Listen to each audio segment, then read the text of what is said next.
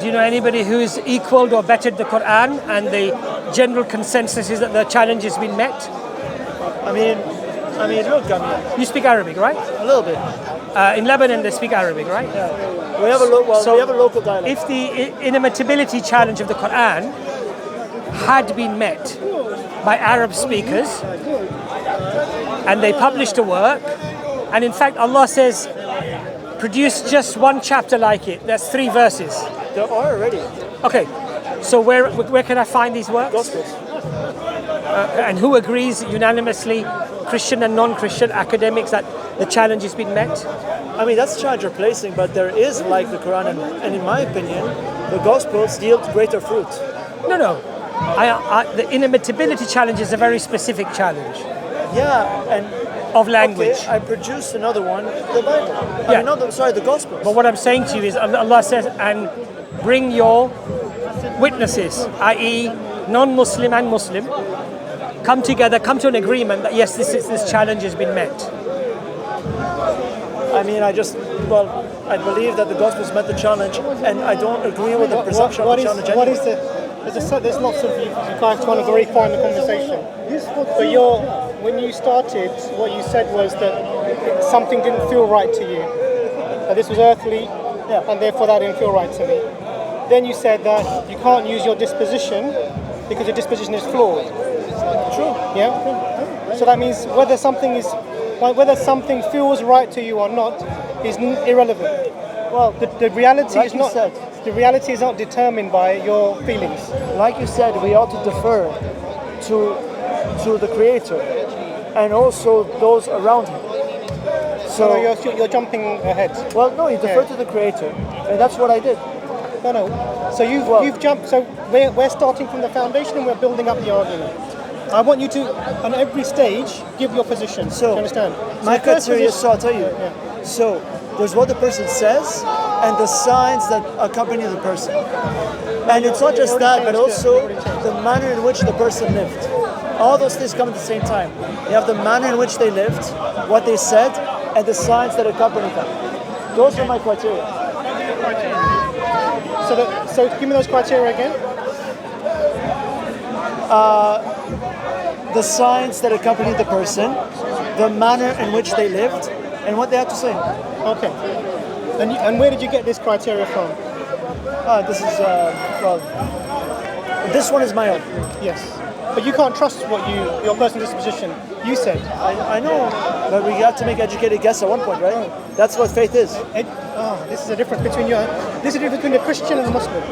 Don't agree. You have faith in the Quran. I'll explain. So we don't believe because of based upon feelings.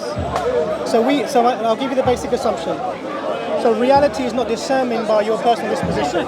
If there is someone who can do miracles or whatever that might be, it's insufficient for me to accept them in any authority as someone speaking from God. If there is someone who's living in the middle of a jungle in a cave, eating raspberries on one leg, but then how? And I'm explaining. Let me explain the thing. And they say they're very pious and they love everybody. Insufficient as a criteria. Now, in terms of what they say, you have to clarify that. What do you mean by what they say? What is that? What they say about how to experience the world. So give an example. I can give you an example, but the gist of it is, the purpose of all of it is, like I said, to build virtue and to kill the evil in order to gain entry to heaven. Because before God there can be no sin. So where did you get this criteria from? This is Christian. He basically confirmed the Christian theology. So if you're helping me as a non-Christian understand the validity of your position. But by the way, I want to go back to saying, you said I did this based on feelings. Yeah. Not true. I did not do it based on feelings. Yeah. I placed criteria. All those things at the same time. Yeah, I understand. But I said, where did you get this criteria from? It's my own determination. Yes. Based on I determined to use these criteria. This is the base now. Now, okay, let me ask you, what's your criteria? Okay, I'll come to that. But what you can't do in response to my question is ask me the question back. I could come to the criteria. But first we have to establish the... Do you understand what I'm saying? You're not giving me. I said my criteria. I understand. And what I'm doing is I'm analysing the validity of your criteria in my eyes. Based exactly. Oh, no, hang on, I'll come to it. Based on your eyes. One second. The point here is this. You said that this position is invalid. No, I didn't say that. You said earlier on. Let's say it's invalid. Invalid? What You is said you invalid? can't use your disposition Well, because your disposition is flawed. I'm saying Those are you're your claiming I'm using my disposition, and you are saying that in your case you're not appealing to your disposition. I haven't said anything about myself. Okay, then please tell me the criteria you use. No problem. So all I was trying to do is become a bit defensive is understand where you're coming No, from. I asked him for the conversation. He's a really nice guy. He was listening to. And by the way, afterwards we go for a shawarma. I like shawarma. So if you want to join us, you're more than welcome as our guest. So I was interested in this discussion because the criteria you gave were it didn't. This seemed very earthly. Yeah. And then you said it was the criteria. Then you gave your criteria comes from your disposition. You also just said your disposition is not insufficient.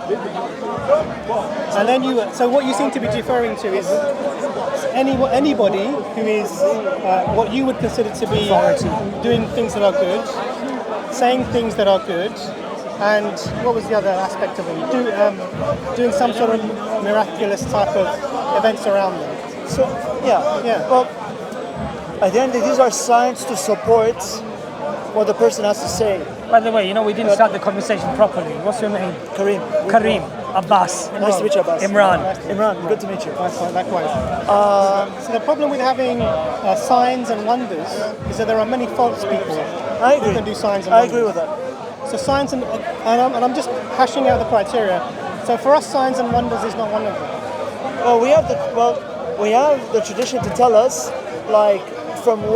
which signs are good, which are bad. Usually from the occult. In the occult, miraculous looking things can happen, but they are of the evil source. I mean, this has to do with usually sacrificing something, and the worst thing you do is sacrifice a child. Human sacrifice. Yeah. And that is knowledge of the occult. And usually that we're taught that that's designed to hurt God. It's to please the demons, so demons do whatever you ask them to. Well, anyway, human sacrifice. No, abortion usually. Oh, abortion. Yeah, it's like the sacrificing of an innocent soul. And so, where was I going with this? Something to about bad miracles and good miracles. Yeah. Well, if the miracle is associated with that, you can be certain it's from the dark side, because we know from the angelic world. I mean, all have the ability to do these things. So, yeah, it can either be heavenly or it can be from the dark. So, anyway, I'm just telling you church tradition. Okay. So when you're talking to me and you're talking about human sacrifice being demonic, in my mind, and I'm being very honest with you. Yeah, Jesus. That's the only thing going through my mind. Yeah, but it's the sacrifice of someone innocent. Let me explain. Yeah. Let me explain. So human sacrifices are abhorrent. The Old Testament states this. God curses the pagan nations for carrying out human sacrifice. Yeah. But at the same time, Jesus did that. Yeah. You're talking about sacrificing of a human being as your mechanism of salvation. Yeah. Well, so for me, when I hear this, I don't know how to reconcile those two things together. But the difference there is that Jesus, he